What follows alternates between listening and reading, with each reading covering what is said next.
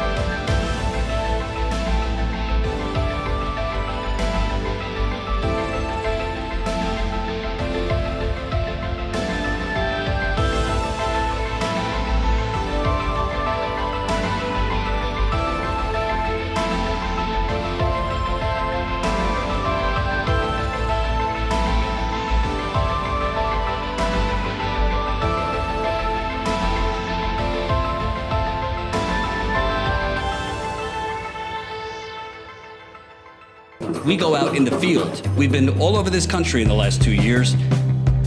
Standing Rock. I've been with you. I've been with you since Standing Rock. Wow, you got me on right now. We're doing it, baby. We're going to South Bend. It's time you show the real Mayor Pete. In 100 days, they tore down 1,000 houses in 100 days. Thank you, whether it's Standing Rock or Flint or everything else you do. You know, you guys, it's not even like watching news. It's just watching truth, you know. It's not me and you, Jordan. It's the ruling class. It's David Koch. It's the Walton family, Jeff Bezos, Elon Musk. It's them, not us, that benefit from these illegal offensive wars. Come on over here. Whoa! We're here at the Bellagio in Las Vegas, and you are going to see live the actual caucus process. We are here. We go out in the field, and we give the microphone back to the people. Yo! Cool! I know who you are, yo! How you doing, man? You're the man, yo!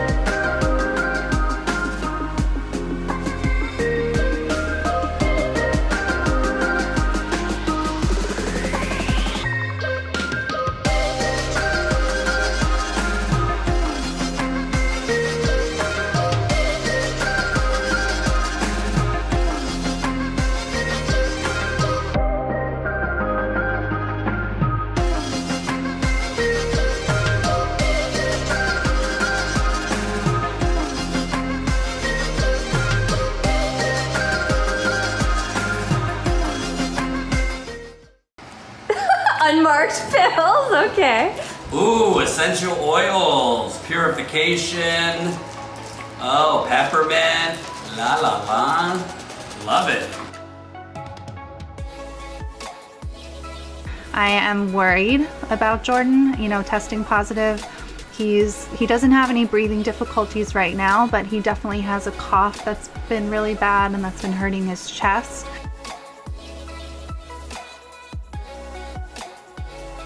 That's Fury right there. I've cleared out the desk and now got my drill a hole and we'll see how this goes.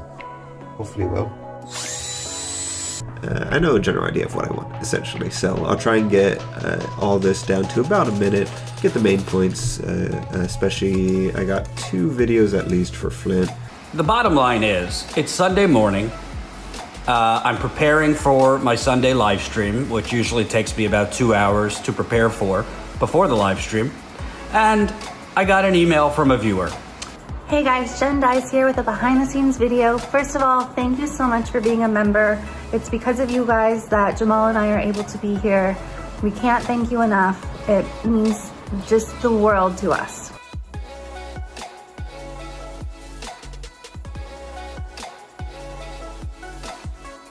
Millions and millions of people have been laid off. Millions more have had their hours cut. We're kind of living in a quiet, silent depression. What do you call 45 million people filing for unemployment? $1,200 in 3 months makes no sense. Makes absolutely no sense. Everybody should be paying attention to what's going on because this is happening in every county, not just Louisville, Kentucky. And that's why the world is like, wait a minute, enough's enough. And one thing I do know is if you're not sitting at the table, you are on the menu. And it seems like we continue to be on the menu. I don't want to have to lose everything that we worked really hard for. We've been struggling for 5 years, and then we finally got everything together, and it just instantly went away. Literally driving across the country during the pandemic, talking to people, finding out what's going on. There are people such as yourself and other people that are telling the true story of what is happening. All of these black people have been assassinated by police in this city, and none of them have been brought to justice. People don't really care about those things in places where, you know, we're not New York, we're not Chicago, we're not Minneapolis, we're Louisville, Kentucky. If somebody calls you screaming for help at 911, they never treated her. They never came to her apartment, nothing. Vote. Vote. And do what's right in your heart, because change comes from within. So as long as your heart is pure and you're doing what's right, that's what matters.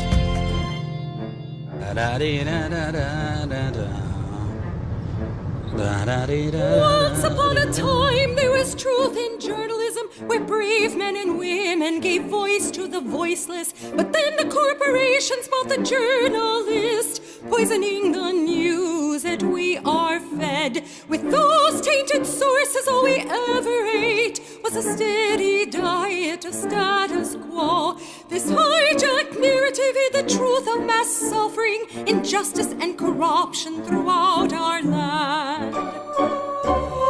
Status quo, status quo, status quo, status quo. To expose this shift to oligarchy came a band of honest journalists. They left the studio and hit the streets to give the microphone back to the people. From sea to sea, the people were empowered to share their truth. Their voices no longer stifled, reclaimed their power. Join the media revolution now.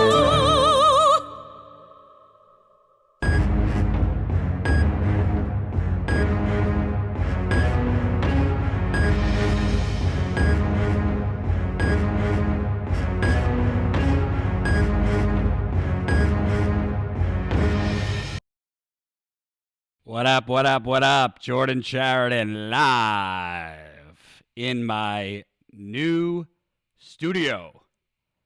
Let me know if you can hear me. Let me know if you can see me. Let me know if the audio is okay. I am now one of the cool kids with a microphone right in my face.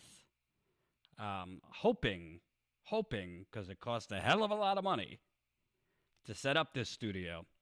I'm hoping that the audio is good.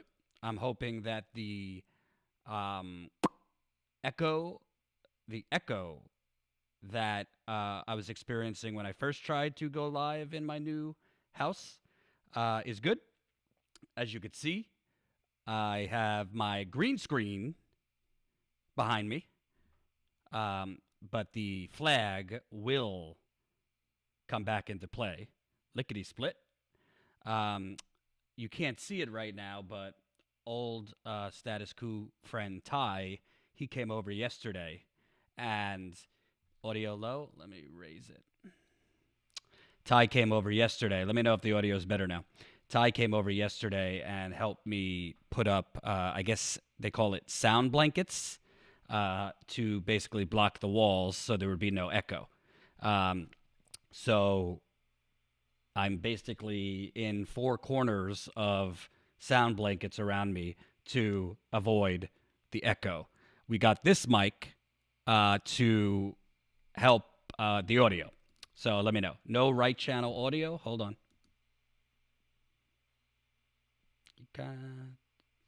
No right channel. Hold on.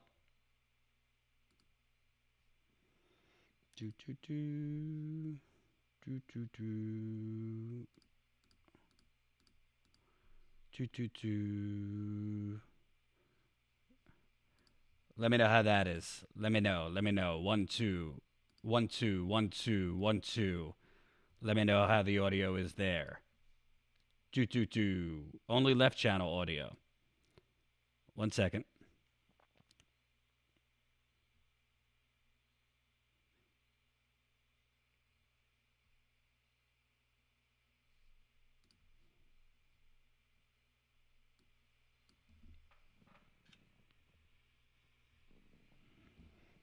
Let me know if that audio is better.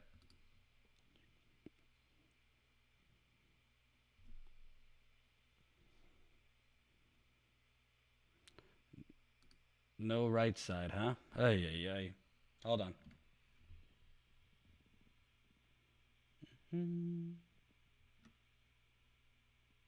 All right. I'll have to talk to Ty about that and figure out the right channel. I can't figure it out on my own. So sound only in the left. It was working yesterday. I don't know why it's not working now. 1 2 1 2 1 2. No good? Still only the left channel?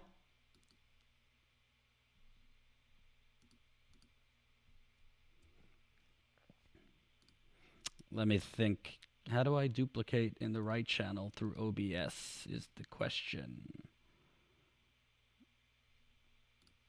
Hold on. Audio.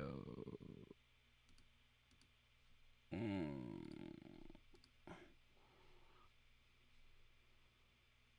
right. I'll figure out the left channel after this because I don't want to be troubleshooting. I don't want to be troubleshooting live. But the echo is gone. So that's good. Now, I've missed quite a bit. I just moved, and I'm getting married this weekend. So quite a lot that I've missed. I'm going to try to go live as much as I can this week, but I am a little busy with the wedding planning. Let me text Ty. Audience telling me it's only getting left ear sound. Text for directions. How to even out.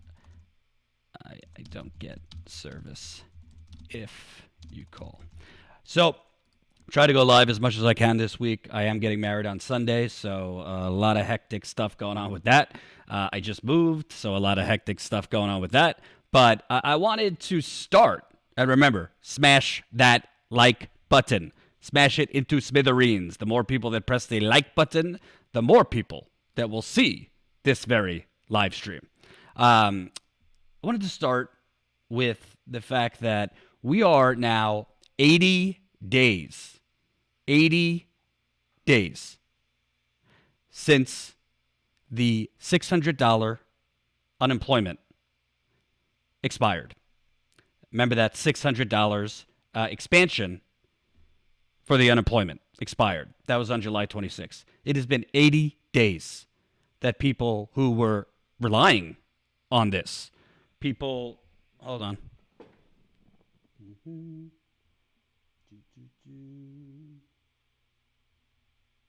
That people that were relying on that $600 extra or just something extra aren't getting it.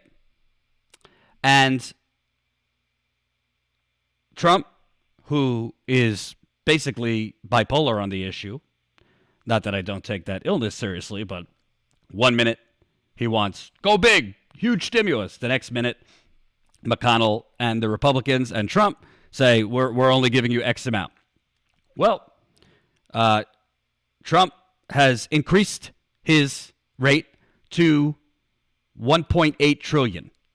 And I tried going through this on Sunday during the broadcast. 1.8 trillion was the offer. And Nancy Pelosi refuses to accept it. Now, let me be clear. And for those coming in late, new setup, I'll figure out the other channel. Was it just one? I'll figure out how to even out the sound. I just texted Ty, so hopefully he gets back to me. But better than an echo, I hope. And I'll figure out the right side when I can. So the fact of the matter is, we are in the middle of a pandemic, and millions and millions of people are literally screwed.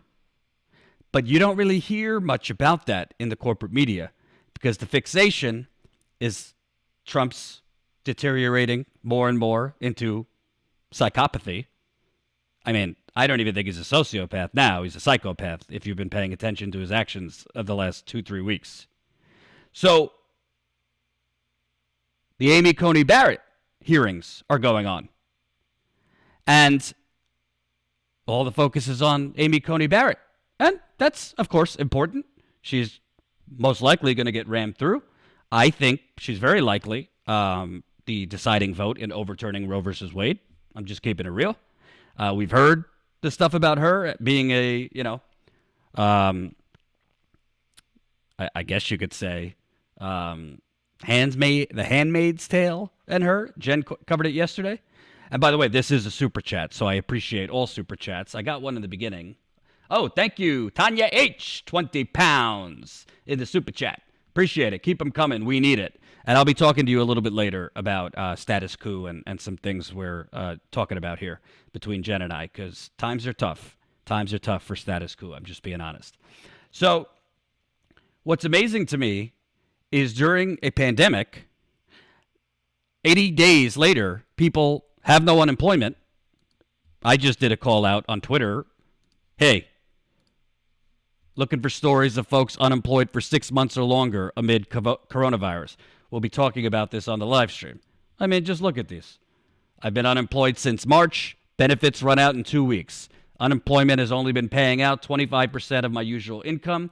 My job will likely not be back until there is a vaccine. I spent my paltry savings just on bills, food, etc. Another one, had to leave my serving job in March because of COVID health risks. I have a pre-existing condition, couldn't collect unemployment once the restaurant opened back up, but also couldn't go back to work. I've been without income for over 6 months now and surviving on student loans. Worked for an environmental science lab, was told initially it would be temporary. 6 months later, here I am. Laid off in May, apply continually, but nothing has come through. Life shreds at the salvages. We hang on. It's amazing what a little mercy from we the people would do. Somebody wrote, does 5 years unemployment count? 5 years. Another one, I worked at a restaurant near Disneyland for 10 years, got laid off when COVID hit in March, and now I'm broke and very worried about the holidays because there may be no stimulus coming until next year, and thus no extra unemployment. So that's just one tweet.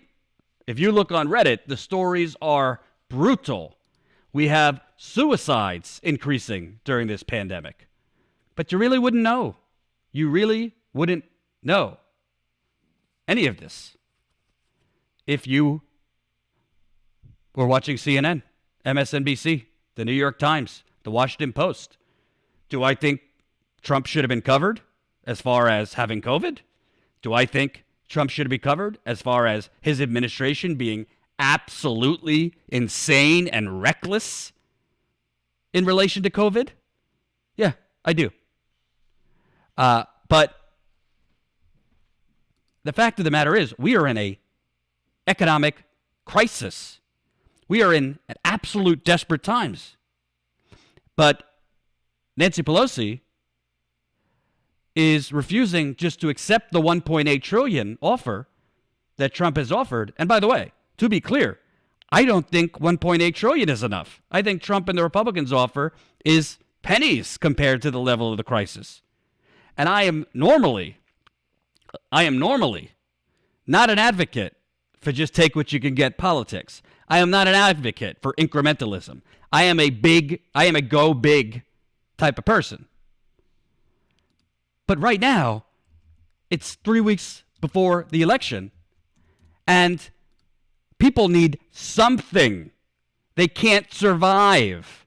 If Pelosi and the Democrats do not accept this deal, the 1.8 trillion, which would include $400 extra a week unemployment, another round of $1,200 checks, renewed PPP, those kind of things.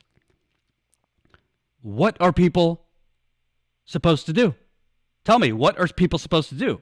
And I know the resistance folks watching, the comfortable wine moms in suburbia, will say, no, she shouldn't take the deal, Jordan. She should hold out.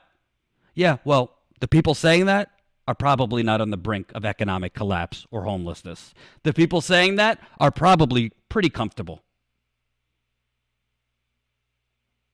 I don't think 1.8 trillion is enough. I don't think 2.2 trillion is enough, which is what Pelosi wants. I don't think $3 trillion is enough, which is what Pelosi and the HEROES Act recommended. I think we need borderline $5 to $6 trillion and Medicare for all. But the bottom line is this.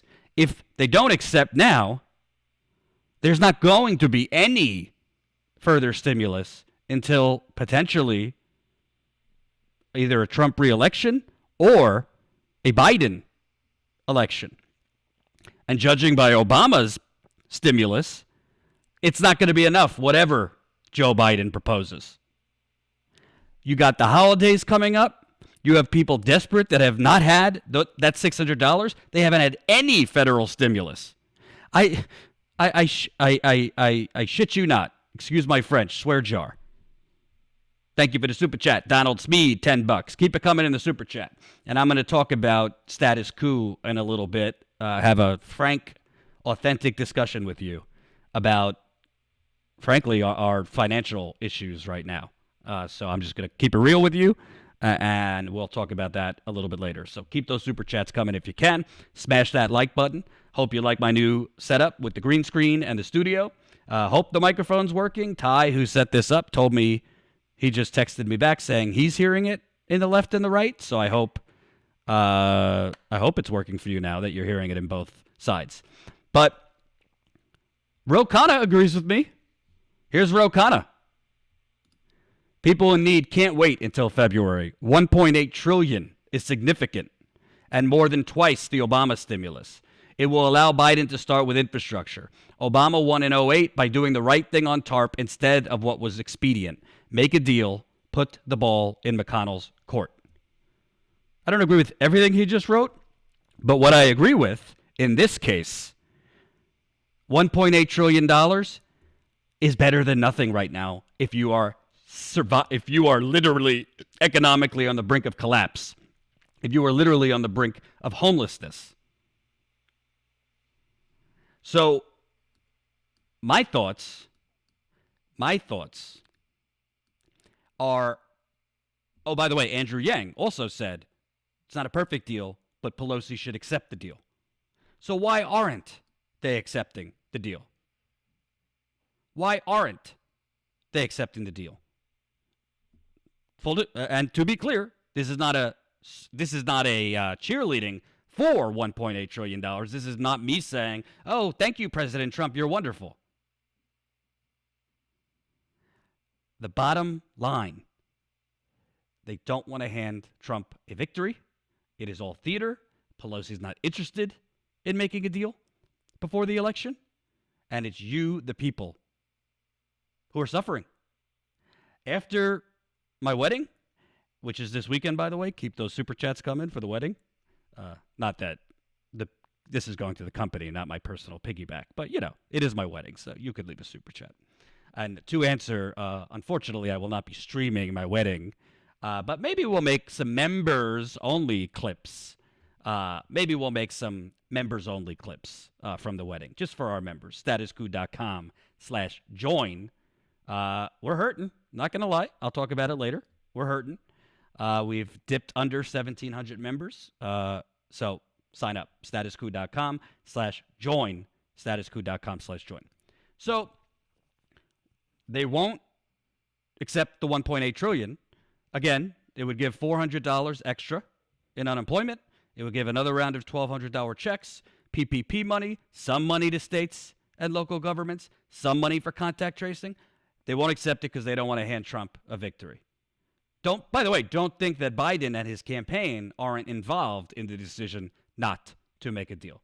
They don't want any type of deal to give Trump any type of political victory. So what I want to know, Ashura, $2. Nom First Brianna on her new podcast. People were mad. Yeah, I haven't had a chance to listen to that. I heard that Noam Chomsky and Brianna Greyjoy got in a little tiff, so I'll have to listen to that. I would love to interview Noam Chomsky, by the way. I gotta get his email. Apparently, he responds to people's emails. By the way, we got 300 people watching. Smash that like button right under the video. The thumbs up. The more people that press like, the more people that will see this video. So I've had enough. People need help. I don't really care who's right or wrong. Trump and the Republicans are wrong because the original bailout was a giant, excuse my French, sexual favor to big corporations with Nancy Pelosi driving the getaway car. The Republicans and the Democrats both agreed to the grand bank robbery in the beginning of the coronavirus. The $2 trillion, when you leverage it, really $4 to $6 trillion bank robbery. Your money being stolen, given to multi-billion-dollar corporate conglomerates that didn't need it. That was the original bailout. So they're both at fault. But right now, I don't give a shit. Excuse my French.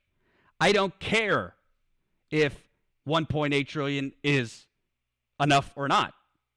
It's not enough. It's not enough. Again, $2.2 trillion, which is what Pelosi is trying to get, is not enough. People need help right now. People needed help months ago. Most people could not afford for that extra $600 a month to expire. Tommy Taifi Bayless, stop pimping out your wedding. Love you. Thank you, Ty. Old friend of Status Coup. Give him thanks because he set all of this up yesterday. He set up the green screen behind me, which he's going to redo kindly for us. I have him making a tweak to the green screen. He soundproofed it to get rid of the echo. I got to ask him, we got to figure out this audio thing. He's saying he's hearing it fine, but other people, Ty is saying in the chat that he's hearing it in the left and the right, but a lot of you are saying you're only hearing it in one. So I don't really know why that's happening. I'll talk to Ty after the live stream and see what I could do to troubleshoot. But in this case, this is the rare exception. I am take whatever you could get. I don't care. Go big or go home. Pelosi should not be holding out. This is the best deal you're going to get from this psychopath. This is the best chance you're going to get from these sociopaths in the Republican Party. Period. End of story. Ro Khanna is right. Andrew Yang is right. And I'd really like to know, where are the progressives? Where are the progressives? Washington Post Jeff Steins reports.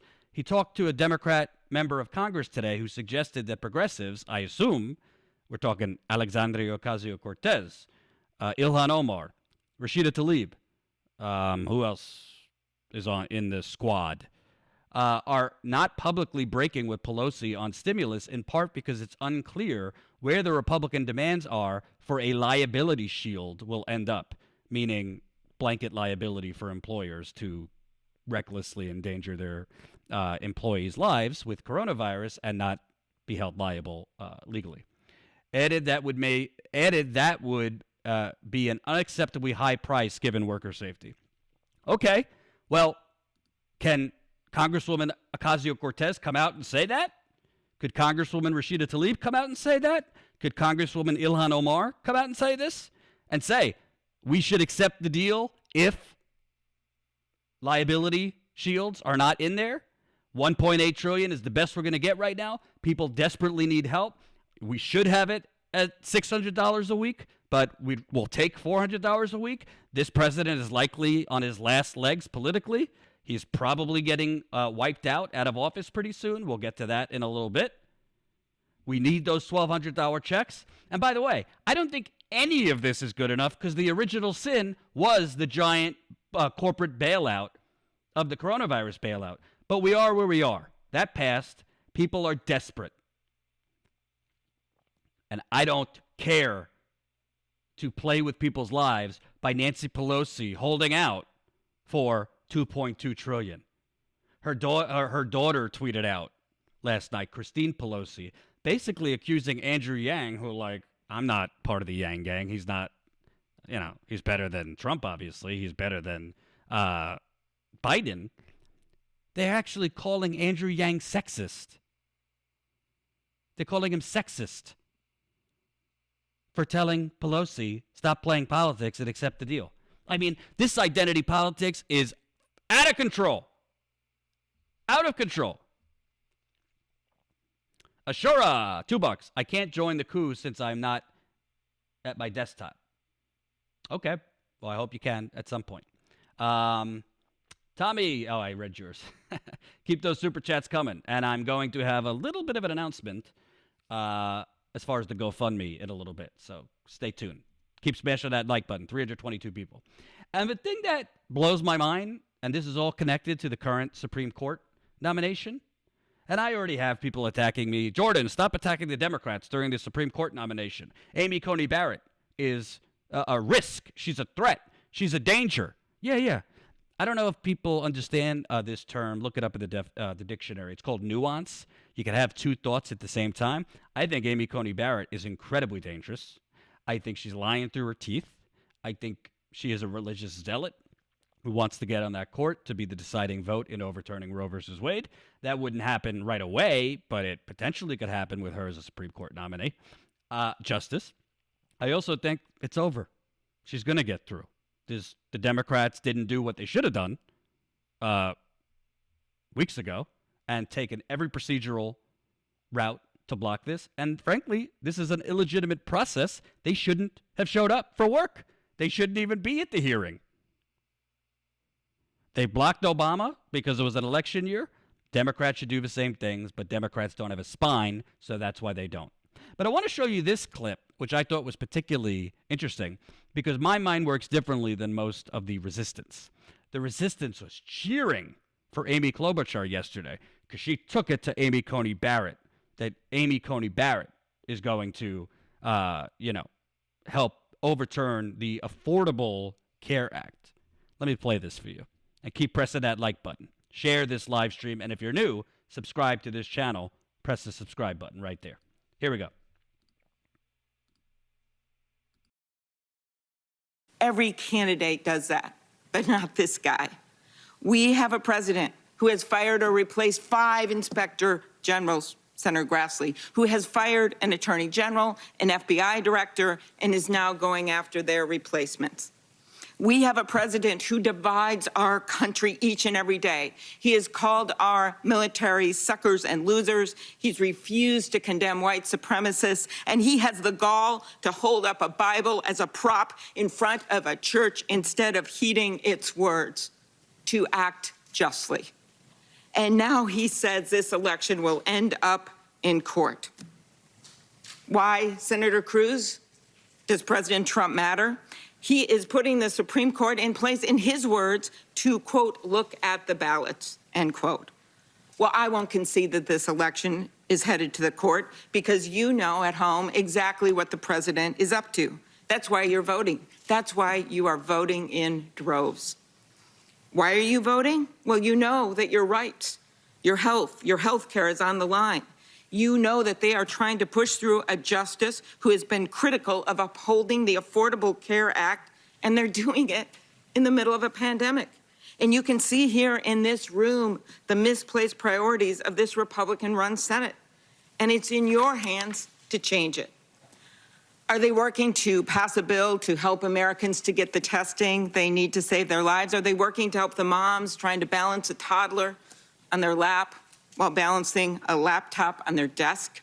Are they trying to help our seniors isolated, missing graduations and birthdays? Are they passing the bill the House passed that would help our economy? That's not the priority. Instead, they choose to do.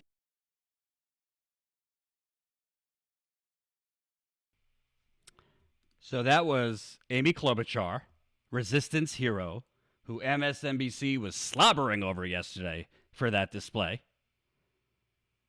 After this video, Ty said to ask the audience now if they thumbs up or thumbs down if they hear on the left and the right.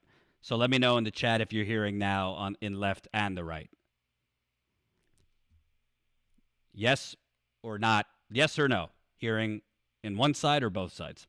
So, you know what's amazing to me about that Amy Klobuchar clip? Is what the Democrats and the corporate media don't want you to think about. They only want you to focus on Amy Coney Barrett. And by the way, you should. She is dangerous. And I'm going to have some clips tomorrow that I think are the most dangerous and, frankly, concerning about her. But what's amazing to me about what Amy Klobuchar said there and what the Democrats want you to believe is the gravest threat of Amy Coney Barrett, aside from Roe versus Wade, she's going to take away your health care. When in reality, Amy Klobuchar and people like her are complicit in taking away your health care. Amy Klobuchar and people like her are complicit because they have created a system because of their donors and because we live in the United Corporations of America, not the United States of America. They are complicit in creating a system that would even allow a potential Supreme Court nominee to overturn or take away people's health care. The reality is, if Amy Klobuchar and the Democratic Party would do what the rest of civilized countries do, and I don't want to hear from people, now's not the time, Jordan, get off of this. We have to save Obamacare. Now is the time. Now is the time. People like Amy Coney Barrett would not be a threat to taking away Obamacare if we didn't have a for-profit healthcare system. People like Amy Coney Barrett wouldn't be a threat to kicking your kids off your health care, because Obamacare allows you to stay on your parents' health care till 26, if health care was a right as part of being an American citizen, like it is in France and Italy and Germany and Israel and name your European country. The fact that Amy Klobuchar and the Democrats, through political messaging, because you know they're reading from their talking points sheet, and the talking point sheet is hit hard over Obamacare. That's what the consultants have said. That's what Biden's campaign is doing. They're focusing almost exclusively, even more than her threat to Roe versus Wade, on that she would be the vote to overturn Obamacare. And they don't want you to think about the fact that all of this doesn't need to be.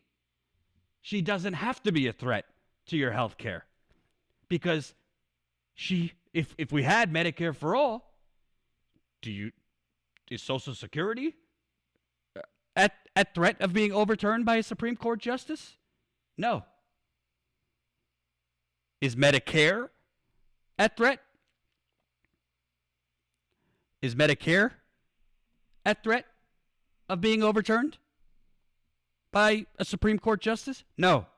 Because when you confirm things, when you crystallize things like Social Security, Medicare, Medicaid, it isn't so easy. It's a part of the fabric of American life, and it has been for decades. It can't just be overturned in the Supreme Court. That's why they haven't successfully overturned Social Security or Medicare, because it went into law many years ago. It's part of the fabric of America, and the people wouldn't tolerate it. Particularly the seniors wouldn't tolerate it. But the Democrats, through their messaging and theater, want you to believe the gravest threat is Amy Coney Barrett's gravest threat. I think her gravest threat is on Roe versus Wade, is she's going to take away Obamacare. Well, what have you done to ensure that people's health care can't be taken away? Think about the fact that they are cheering, and they have been elevating something called the Affordable Care Act in the first place, which is essentially embracing the idea that you should have to pay for health care in the richest country on earth. That you should get affordable health care. No, you should get free health care as a citizen that's baked into your taxes. That we would pay a little bit more in our taxes, and we'd get health care, and we'd get universal child care, paid sick leave, and many other things that the rest of the world is doing and laughs at us for not doing.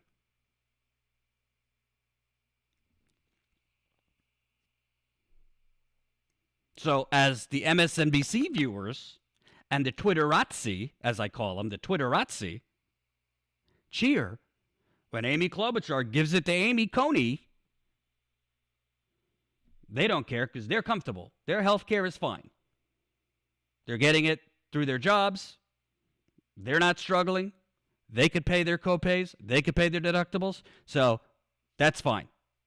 And they don't see the moral bankruptcy of people like Amy Coney Barrett Amy Klobuchar and the Democratic Party making this all about Obamacare. Well, why is it that we have a system that an Amy Coney Barrett could overturn health care? Maybe you should do the simple thing, the easy thing, the thing that's the most cost effective, and just bake it in to being a citizen. Medicare for all. Hell, you don't even have to call it Medicare for all. Call it whatever the hell you want. Call it neoliberalism for all, as long as it's universal health care and free at the point of service. But they don't want you to think about that. They want you to buy into the theater that they're selling, which is she's going to overturn your health care. She's going to take away the Affordable Care Act. Well, affordable for who? Affordable for who? I've been on COBRA since I was let go from the Young Turks. That's almost 3 years. I was on federal COBRA, and now I'm on state COBRA. You know how expensive COBRA is? I pay, thank God my parents have been helping me, I pay $600 a month for COBRA. That's before I even have to pay my normal deductibles for the plan that I had at the Young Turks. Why am I doing that, you ask? Jordan, why are you doing that? Because I looked into the Obamacare plans in New York, and they were higher than COBRA.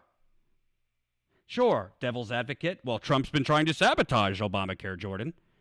Well, the Obamacare rates were skyrocketing while he was still president, before Trump came in. So this is what Amy Klobuchar is ranting about? This is what Dick Durbin and all of these Democrats are going after Amy Coney Barrett about? And I just want to be clear, because people don't understand nuance on Twitter. This is not me endorsing Amy Coney Barrett. I don't even think they should be holding the hearings. If I were an elected official and I were a Democrat, I would have never even shown up to the hearing. It's illegitimate. Sorry, Amy. They blocked Merrick Garland. I'm not holding a hearing for you. Let the Republicans hold the hearing themselves. They're going to ram it through either way. Hey, it's a pandemic, so you got to be careful, but you don't make Lindsey Graham, Mitch McConnell's life so easy right now. Somebody asked, why didn't you go on Medicaid? Because certain doctors that I really like and need don't accept Medicaid. That's why. Ashura, $2. Thoughts on Mcgrath versus McConnell debate. Not getting to that today. Overall, it's basically Biden versus Trump. Either get shot in the head or drink poison slowly. Amy Mcgrath is an empty vessel. I think if you played the drinking games to how many times she talked about being a Marine, you'd be dead watching that debate. I didn't watch the whole debate, but I saw some clips. Her whole thing is, I was a Marine. Mitch, bad. I was a Marine. Mitch, bad. I was a Marine. So that's the truth. That's what they don't want you to know, folks. That's what they don't want you to know. They want you to only worry about that she's going to rip away your health care and Obamacare, even though Obamacare sucks, even though the people that even have it can barely afford to use it. And a perfect, yes, I know everybody's having issues with the left side and the right side. I can't troubleshoot it right now. I don't know enough. I'm going to talk to Ty after the live stream. I'll get it fixed for tomorrow. Or I'll try to get it fixed. Baby steps. The green screen is back. I got this nice microphone. There's no echo. We're going to get the audio wonderful. I will fix it. Have no fear. I just moved into a house. I did not know when I moved in that the broadcasting from my basement would have an echo off the wall. So Ty came over yesterday. I'll take pictures so you could see it tomorrow. He put sound blankets all over the place, a green screen. We got this mic. So I'll fix the left side and the right side, but I can't do it now because I don't know how to, and I don't want to waste time while I'm live. So a perfect display of this happened on Twitter because I basically tweeted what I'm telling you now yesterday. I tweeted, "The resistance is swooning over Amy Klobuchar's morality monologue in the Amy Coney Barrett hearings. A reality they can care less about. A Supreme Court justice wouldn't have the power to take away your health care if it was endowed as a human right as an American. Hashtag Medicare for all." So this Dell, whoever the hell this is, bro, I don't know who he is, but we're bros. Bro, they're about to deem the ACA unconstitutional. You think they'd uphold Medicare for all? This is why you're the worst political journalist on this app. Always bad faith takes that completely undermine the reality of the situation. So to Dell, sorry to, blow up your spot, Dell, I said, Medicare for all would be no different than Social Security, Medicare, or Medicaid. Parts of American fabric that you receive as a citizen and pay taxes for. There would be nothing for Republicans to uphold or repeal akin to Obamacare. Bro, you're simply a person who readily swallows a steady diet of big things aren't possible because that's what I'm told. He got back to me, and bro, no, I'm not. I just have a more pragmatic way of getting to my goals that doesn't include shitting on the only people in the way of the guy and party that will set back those goals for decades. That's an interesting, there's so many points to this. That I want to respond to. And keep pressing the like button. Share this live stream. We're almost at 400 viewers. Keep those super chats coming if you can. I really, really appreciate it. So first of all, bro, he says, bro, they're about to deem the ACA unconstitutional. Okay. So am I supposed to lie and say the Affordable Care Act is awesome? I'm not. It's better than nothing. I agree. But as a journalist, you're supposed to be rah-rah Obamacare that most people can't afford, that still props up the insurance companies, still props up an immoral system. It is immoral for healthcare to be treated as a commodity. If you don't start at that basic agreement, then we're going to disagree. It is immoral for healthcare to be a commodity. It is immoral that you could die if you can't afford care. That is my basic starting point. So, okay, if she's going to be the deciding vote to overturn Obamacare, I'm not for overturning Obamacare, but at the same time, people like that guy on Twitter, their pragmatic approach, let me read it one more time because I think it's really interesting. And bro, I'm not. I just have a more pragmatic way of getting to my goals that doesn't include shitting on the only people in the way of the guy and party that will set back those goals for decades. Well, here's the problem, bro. If you're watching, bro. I totally agree. 100% agree that the Republican Party would set back our goals to universal health care in perpetuity. The Republican Party is never going to be a proponent of universal health care. Their donors won't allow it. Their Jesus freaks don't want it. So, agree. But basically what you're saying is somehow if we just get rid of those Republicans, it's the Democrats will get us closer to our goal. The Democrats, as currently constituted. Obviously, if you had like a Democratic president, AOC, and progressives, that's different. But basically, that tweet is making the assumption that it's the Republicans standing in our way and will set us back from those goals for decades. Well, I don't know. Did I miss the memo that if we put Joe Biden in, if we put Lawrence Summers in, because Biden is being advised by Lawrence Summers and other hacks from the 1990s that helped deregulate the economy, helped deregulate Wall Street, helped crash the global economy in 2008, and are now on Team Biden advising him. Rahm Emanuel, who works for a Wall Street bank, is on Team Biden advising him. So if we just close our eyes, pretend that the ACA is the most important thing, don't advocate for Medicare for all right now, and we just get rid of the Republicans, the Democrats will not be. They won't set us back. They'll get us closer to our goal. Hey, let me explain something to you, bro. Medicare for all during the Democratic primary was polling at 70% approval. Medicare for all during the Democratic Party primary was polling at 80% approval among Democrats, 70% among everybody, and over 50% among Republicans. So who's setting us back? Maybe the Democratic Party that won't embrace what the proletariat wants and needs. Maybe the Democratic Party that won't embrace what an overwhelming majority of Americans want. They'll use it as a talking point for background checks. 90% of Americans want background checks, but the Republicans won't do it. Oh, 70% want Medicare for all? No, we can't have Medicare for all. So, bro, stick it up your ass. That's what I have to say. And we got almost 400 people watching. Keep pressing that like button. Thumbs up. Subscribe to this channel if you are new. Keep those super chats coming. Tim, $5. The audio will be great. I will strongly look at the audio issue. No one knew audio could be so difficult. Let me tell you something. I don't have a full-time audio person. I don't have a full-time tech person. I barely have a cameraman as it is. We're using John freelance, but we don't have the money for a full-time camera person. I'm doing my best, folks. I'm doing my best. On this studio setup, I've spent over $1,000 in 2 days. Okay?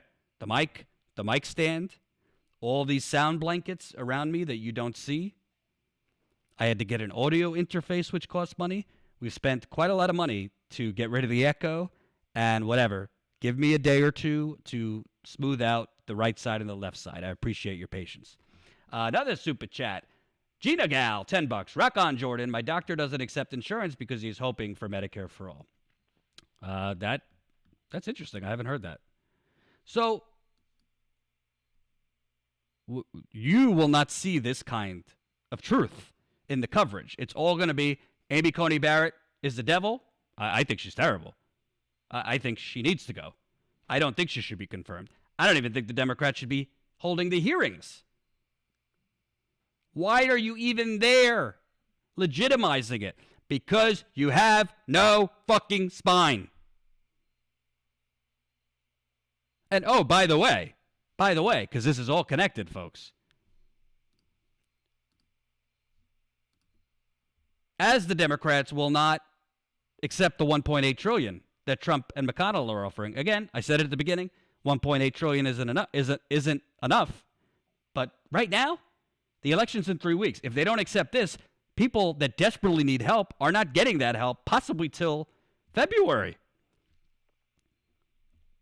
As the Democrats are sitting here grandstanding about Obamacare, as Pelosi's sitting here grandstanding and not accepting $1.8 trillion, which is better than nothing right now, cases are increasing rapidly all over the country, particularly new 7-day high caseloads in Indiana, Illinois, Ohio, West Virginia, Minnesota, Wisconsin, North Dakota, and South Dakota.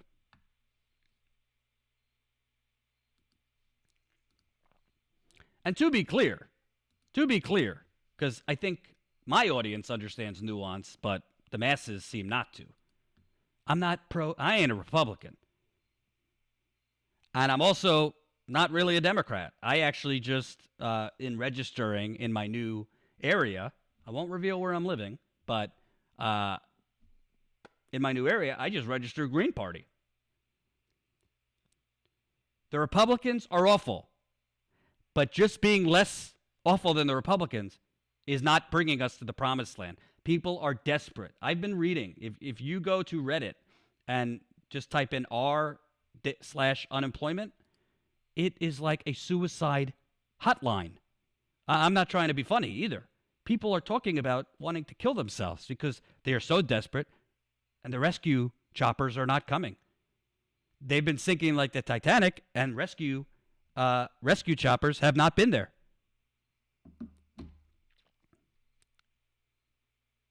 So I will continue to hold not only the Republicans, but the Democrats' feet to the fire. And I'm going to get into the Republicans a little bit later. So, and one more thing on Amy Klobuchar. If you need a little bit of a reminder, because the resistance was cheerleading for her yesterday for taking it to Amy over Obamacare. Here's what Amy Klobuchar said as a presidential candidate about the radical thought of canceling student debt. I just don't agree with these policies, and I also think that they know that they most likely won't go through because they don't make any sense when you really take down the veneer and get them off a bumper sticker and start looking at them, but they just keep promising it, and I just don't agree. I actually don't agree because I think it's not their best policy. They may be bold ideas, I think they're bad ideas, and there's a better way to do this. So if they know it's not going to go through, then why promise it? Because people like it. They like to hear that they're going to get everything free, right? They like it. That's how Andrew Yang started his speech at a debate. It was about giving people free $1,000. So, it is, and that was from his campaign directly. So that is a lot of what the discussion is right now. And I think people know that we've got to make the economy work better for them. And so to me, this isn't necessarily about a free college or a free degree. It's about how can you help people afford the education that they want on the path they want and have it fit with our economy.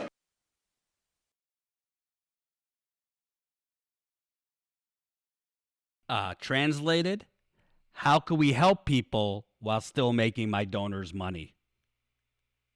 How can we help people while still making sure the United Corporation stays in power?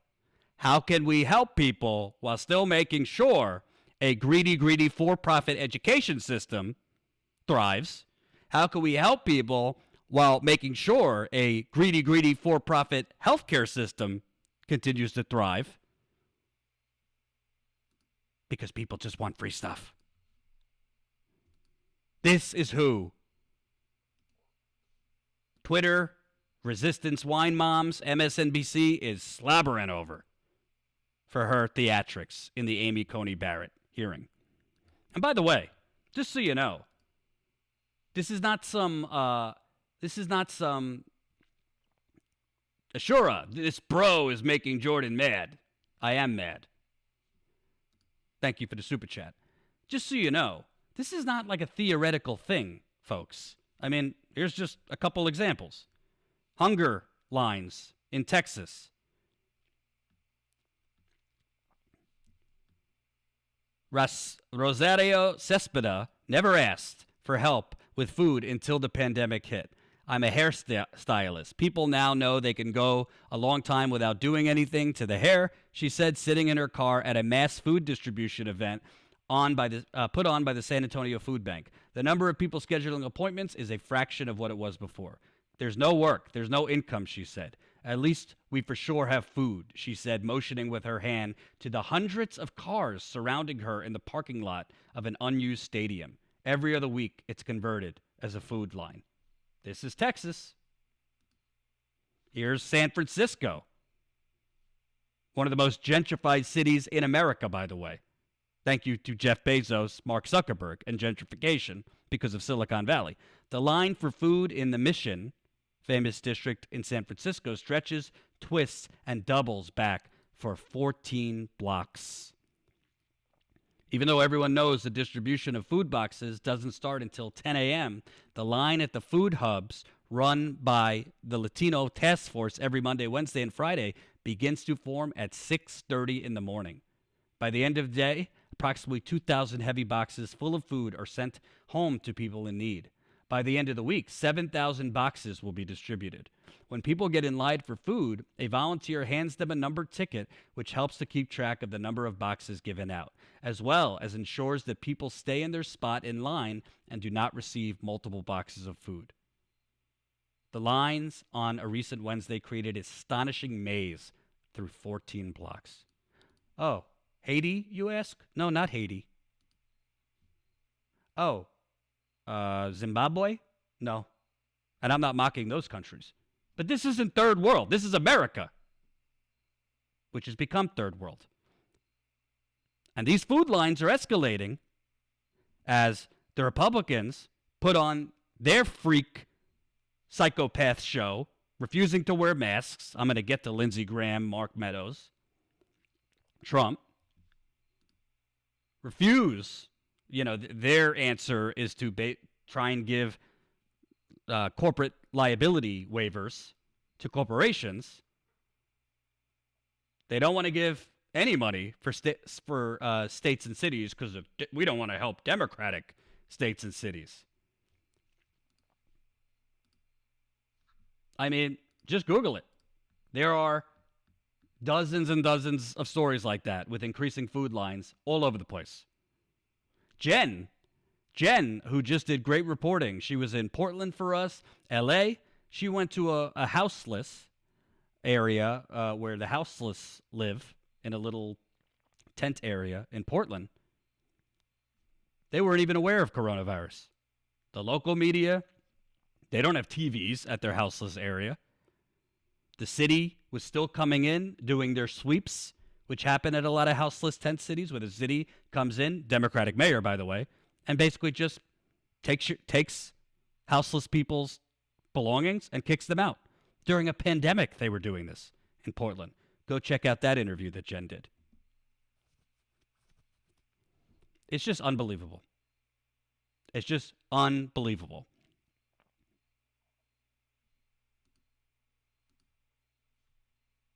So, moving on.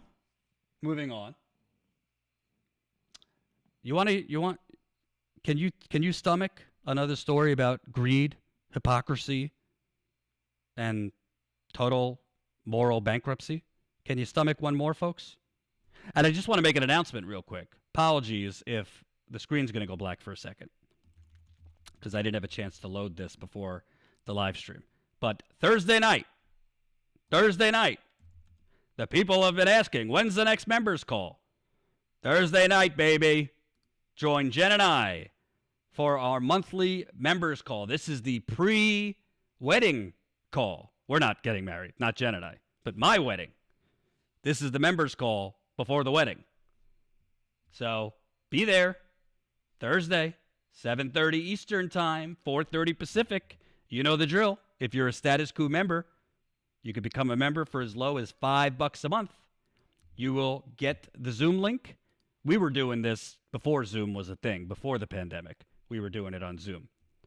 We have a lot to talk to you about. And frankly, folks, this members call is going to be very collaborative because the truth is, and, I don't know if Jen wants me to share so much, but I'm just going to keep it real because I always keep it real.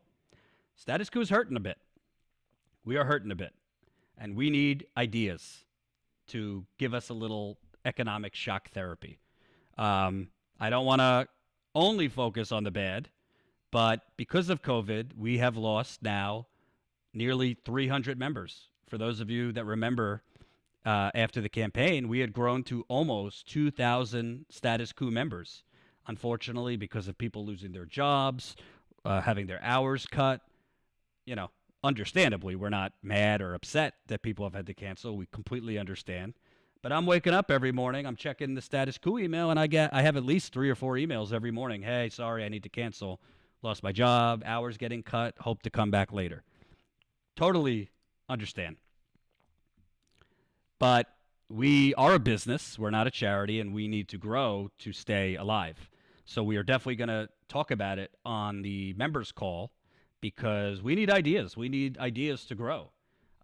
We need ideas how we could kind of continue to grow our membership, our YouTube subscribers, our revenue, even during the pandemic. Because even after there's a vaccine, Jen and I were talking about, I think we're headed for a several-year economic shitstorm. I think for most people suffering right now, they would call it a depression. CNBC might not call it a depression. Joe Biden might not call it a depression. Donald Trump's certainly not going to call it depression. But if you can't eat, or you're rationing medicine, or you're deciding between groceries this week, or the electric bill, or your car payment, is it a recession for you or a depression? So I'm keeping it real. We need help. We need ideas. We do have our GoFundMe going. We haven't talked about that in a bit. So if you can support us, anything, drop it in the GoFundMe. But even more than the GoFundMe, Jen and I are talking about bringing on a third person. This third person would mostly be in a behind-the-scenes capacity. I'll share more details on the members call. We need a lot of help because Jen and I have tried our best with just 2 people to do the jobs of 20 people, but you kind of get to a limit where you just need you need another person. But the truth is, we're going to have to fundraise more to be able to bring on a third person. So if you can, definitely drop it in the GoFundMe. Here's the link. So, before I get to the next topic, I want to show you something absolutely amazing that a viewer sent me, and it warmed my heart. Are you ready for this? Listen, and I got the viewer's permission to show this because it's a young child. She gave me her permission.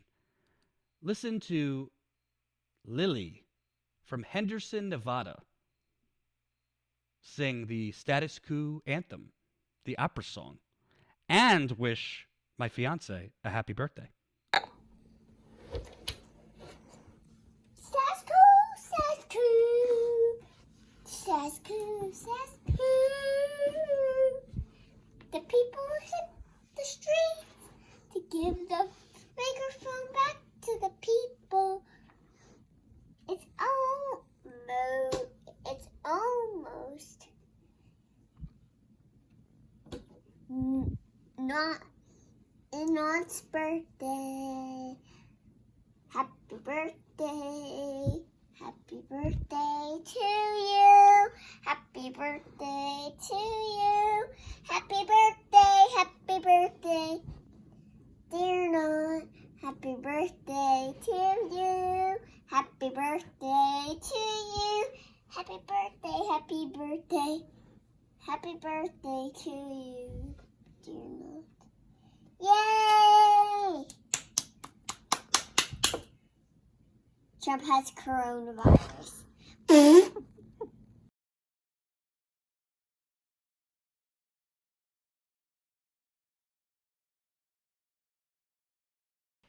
I'll tell you what.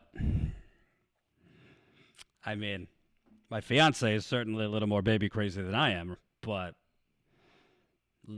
little Miss Lily, you are enticing me to make a child. I will say.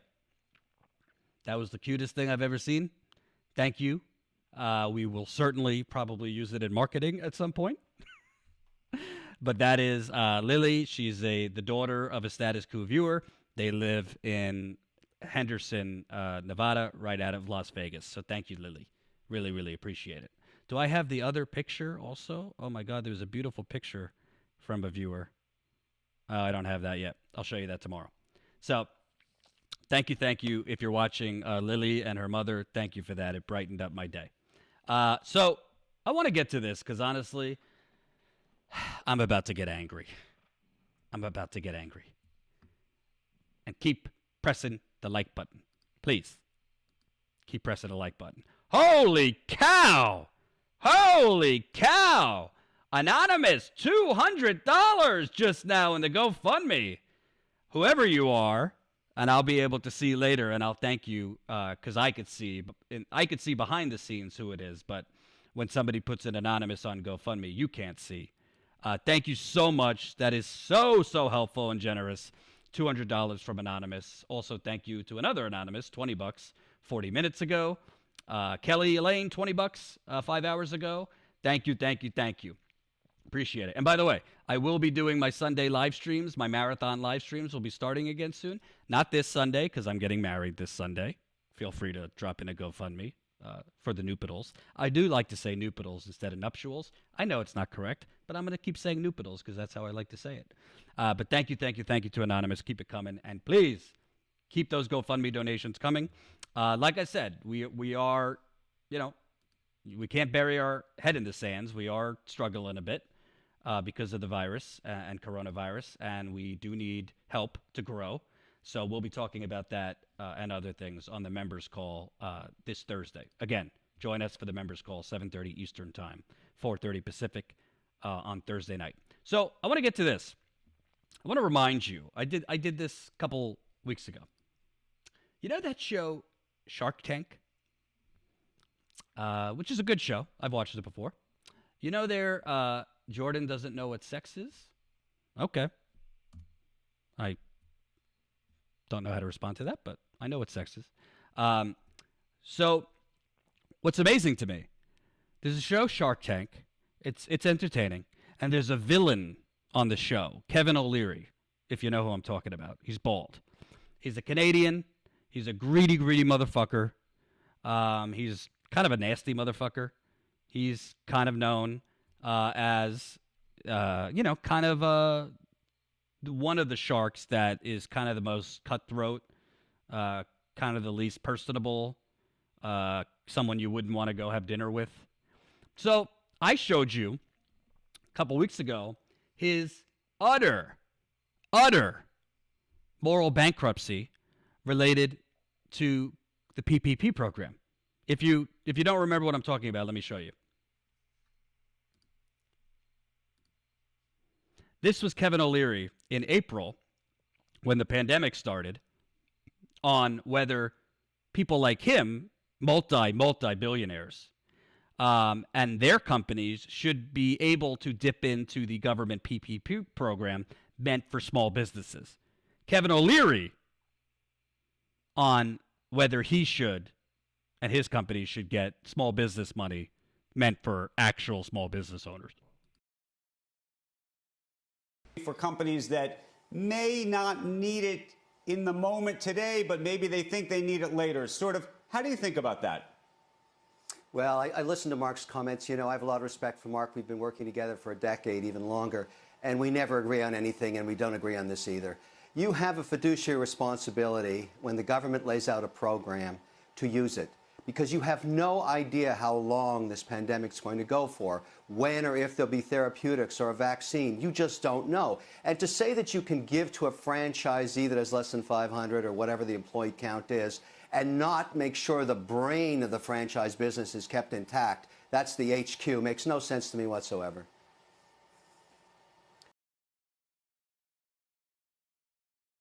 So you hear that?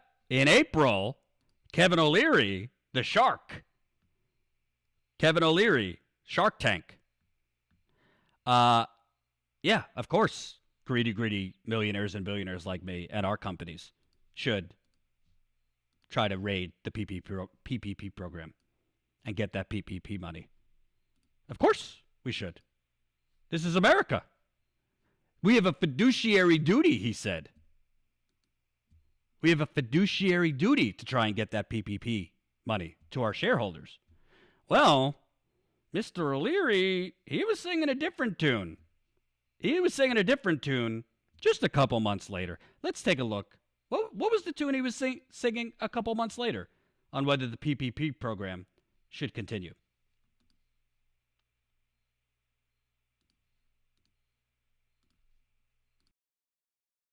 Small businesses. I totally disagree. I think, first of all, Howard is an advocate of small business, and I appreciate that. And he's a rock star amongst the entrepreneurial community for caring about employees. It's always been part of his mantra and what he did in building Starbucks. But When we started this PPP program months and months and months ago, there was a lot we didn't know that we know now. And the American economy is going through a revolution, a digital transformation. There are going to be many, many winners and many, many losers. And at the end of the day, the one thing John and I can agree on is during this transition, we're going to displace a lot of employees, a lot of workers. We should support them, but let the actual change, this dynamic change occur, happen on its own and let the market be the market. I am, as you know, a huge advocate of small business. I have over 50 companies, small businesses that are private, I've invested in. At least 20 to 25% of them are going to fail because the world has changed on them. Consumers have changed. The way they buy things have changed. Where they go has changed. And we don't yet know what the world looks like on the other side of this pandemic. Assuming it's going back to what it was is an incorrect assumption because many things are going to be more efficient. And we can't pick the winners and losers anymore. That's what's changed in my mind over the last 5 months. I am a huge advocate for giving somewhere between $400 and $450 to employees, extending the unemployment, and then letting the market do price discovery on what it should fund and what it shouldn't. There's so many businesses that got money in the first PPP that shouldn't have got it at all because they are essentially zombie companies. They will never be successful. They will never be liquid. The world has changed on them. Why should I, as a taxpayer, fund that? Why not let the private markets come and support those that deserve it and let the others die as they do and should, because those assets will go through bankruptcy and be redeployed efficiently. I don't want to spend any more money guessing on winners and losers because Congress can't. There's nobody that can. Only the market can. And John knows that, and he has to admit that no one can pick winners and losers. Why should taxpayers be forced into these crammed down fundings? Makes no sense at all to me. And I'm an advocate for small business. John, your response? I'm speechless. First of all, I have enormous respect for Kevin and what he's accomplished. I find it interesting, I wasn't going to mention it, but 10% of the businesses that he started got PPP. I mean, 5 of his own companies 3 months ago got PPP loans. You can't just say we want affirmative action for rich people and everybody else is on your own. That is not the way it works. You can't. We are rearranging the deck chairs of the Titanic here. So let's be clear here. Let's be clear. So you got it? Kevin O'Leary, Mr. Shark of Shark Tank. He, right in the beginning, when this pandemic began, of course, I should be able to get PPP funds for my companies. Of course, other billionaires and millionaires should be able to raid the PPP program. We have a fiduciary duty. We have a fiduciary duty to our shareholders to try and get that money from the government. Then, when 10% of his companies got that money, and he got his, all of a sudden, oh no, we should stop the program. Yeah, no, we shouldn't continue this program. Let the market decide. I mean, that is a level of not even hypocrisy. It's much broader than, much worse than hypocrisy.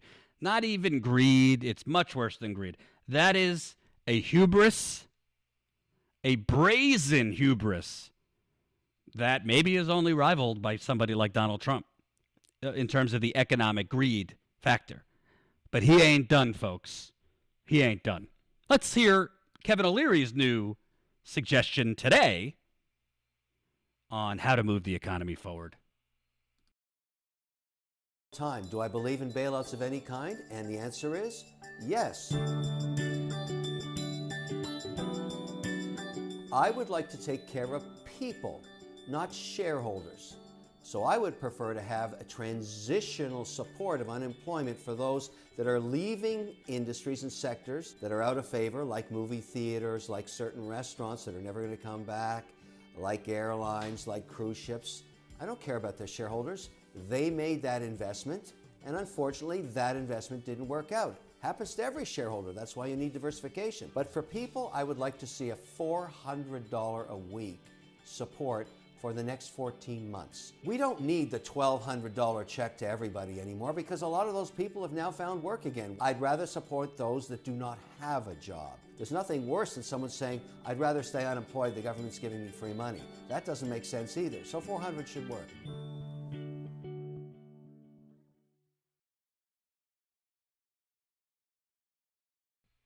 Oh, so 400. 400 should work. I'm rich. 400 should work. So, I don't even know where to start. I don't even know where to start with this. First of all, we've already established he's a massive, massive fraud. We've already established he is a greedy, greedy hypocrite. We've already established that after he got his PPP money, that he then was like, no, we don't end the program. We don't need it. Let the market decide. Okay, so he's a greedy, hypocritical fraud. So now he says, for the people that have lost their jobs in movie theaters and airlines and all this, we need to support them to, in their retraining, the big neoliberal buzzword, they're retraining for other jobs. What's so interesting to me, first of all, I don't agree with just one extra $1,200 check. That's certainly not enough. So I'm not necessarily disagreeing with him. We need something more than a $1,200 check. But on what planet does this guy think that $400 a week, was it $400 a week or a month? What did I want to make sure I have that right. Hold on.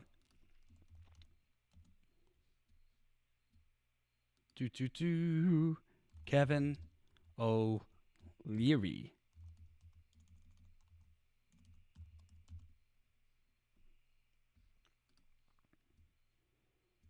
Let me make sure I got it right.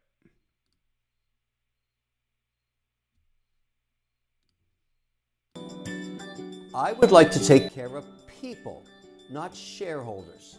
So I would prefer to have a transitional support of unemployment for those people have now found. I'd rather stay unemployed, the government's giving me free money. That doesn't make sense either. So 400 should work. Do I believe in bailouts?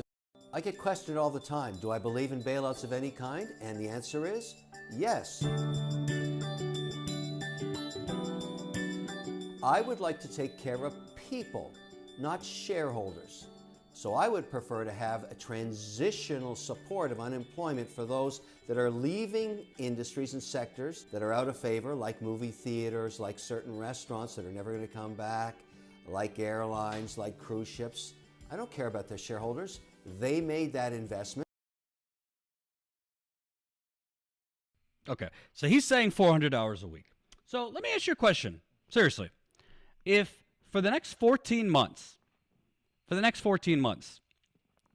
you were given $400 a week from the federal government, add that on top of whatever paltry amount you could get from your state. Let's say your state is giving, $150, $200 a week, if you're lucky. I've heard horror stories. I've been messaged by viewers getting less than that per week from their state. So let's say you're getting $400 a week from your federal government plus state, let's round it to $200 a week. So that's $600 a week combined, right? $600 times 4, that's $1,200, $1,800. So that's about, let me do it on the calculator here. And this is the rosy picture. It wouldn't be this for everybody, depending on how much you get from your state unemployment. So that's $2,400 a month. $2,400 a month. Let's do $2,400 a month times 12. Wow, $28,800. So if you got $400 a week, federal government, for the next 14 months, but let's just say for a year, $400 a week from the feds. And if you get money from your state, let's just say it's $200 a week from your state. In some cases, it's worse than that. So we're just between federal and state, $600 a week, times that by 4 weeks in a month. That's $2,400 times $2,400 a month times 12 months for a year. That's $28,800. Kevin O'Leary at the end of that video. Yeah, 400 will work. 400 will work. Let me ask you, how you doing on $28,800 for the year? I love how this guy says, yeah, and we'll help them retrain to get new jobs. What new jobs? What new jobs? I just showed you in the beginning of the show. People talking about they can't find jobs. They've been unemployed for months. For some, without kids, maybe $28,800 they could survive. But if you have children, you got debt, student loans, healthcare debt, whatever your debt is, your rent, your groceries, or your mortgage, your car, you signing up for $28,000 for the next year?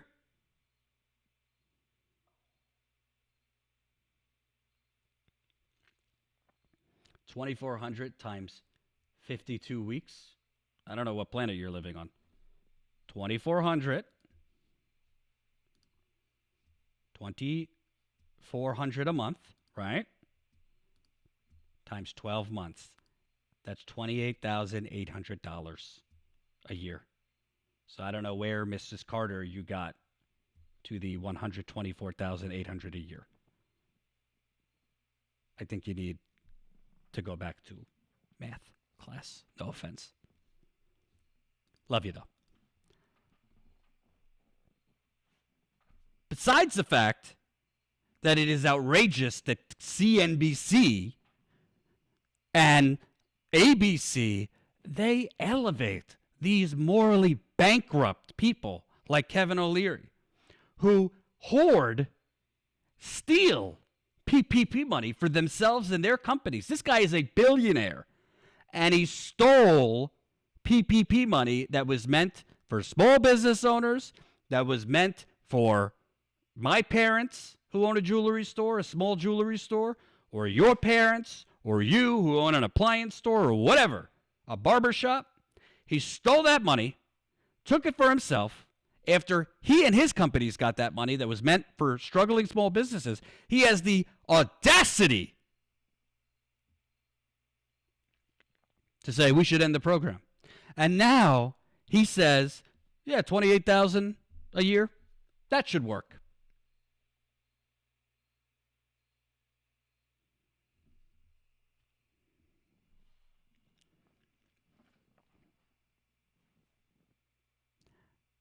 $400 a week, if you're unemployed in the United Corporations of America, is not enough.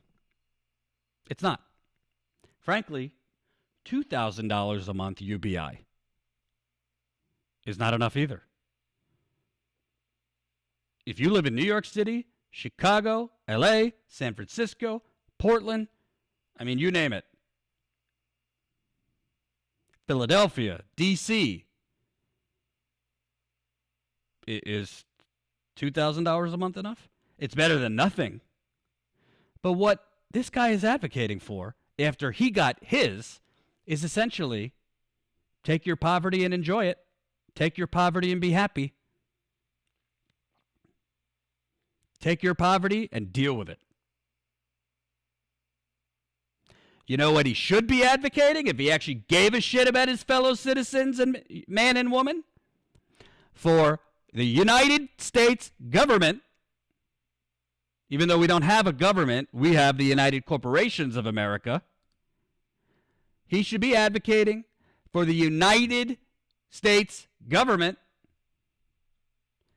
to cover the payrolls of companies, just like Europe is doing, until there's a vaccine and until it is distributed fully. The government has the money. We print money for war. We print money for tax cuts. We print money for subsidies to Goldman Sachs. We print money for subsidies to Pfizer and Raytheon and Facebook and Goldman Sachs. We print money for tax cuts for Trump and McConnell's donors. We print money for real estate developers and all the loopholes they get. We print the money for a whole lot of things. We could print the money for the government to just cover the payrolls so that we don't have to put people on unemployment. You wouldn't have to give people $400 a week in unemployment, $600 a week in unemployment. You wouldn't have to give them $2,000 a month UBI. They would just be getting the bulk of their salary. This is something that's possible, by the way. This is something that other civilized countries, like providing health care as a right as citizenship, are doing. But we can't do it because we have something called the corporate media that keeps us perpetually in this prism of we can't have nice things. Of nice things are radical. They're socialist. What every other country has? Oh, not in America. That's what the radicals do over there in Europe. Well, how is it that France is doing it, Germany's doing it, Italy's doing it, but we can't do it? Thank you for the GoFundMe Anonymous, $10. We're now, what is that? $246 away. $246 away. No, excuse me. $256 away. $254. I'm terrible at math. $254 away from hitting $123,000 raised in the GoFundMe. And by the way, as a reminder, we have our Status Coup members call Thursday night, where we will be talking quite a bit about Status Quo's current situation financially and taking your ideas to get things moving. So definitely, we hope you sign up as a member for the members call on Thursday. statuscoup.com/join. You could become a member for as low as a cup of burnt Starbucks coffee a month. statuscoup.com/join. I've just had enough, folks. I've really had enough. I've had enough of the theater that the corporate media props up. I've had enough of the theater that the Democratic Party puts forward every day. I've certainly had enough of Trump and the Republicans. I've had enough of the theater and the distractions that all of these people, the Democrats, the Republicans, the corporate media, put forward every day. 80 days have passed. 80 days have passed since the original $600 unemployment per week ended. That's almost 3 months. In 10 days, it'll be 3 months since people that desperately, they were only surviving because of that extra $600 a week.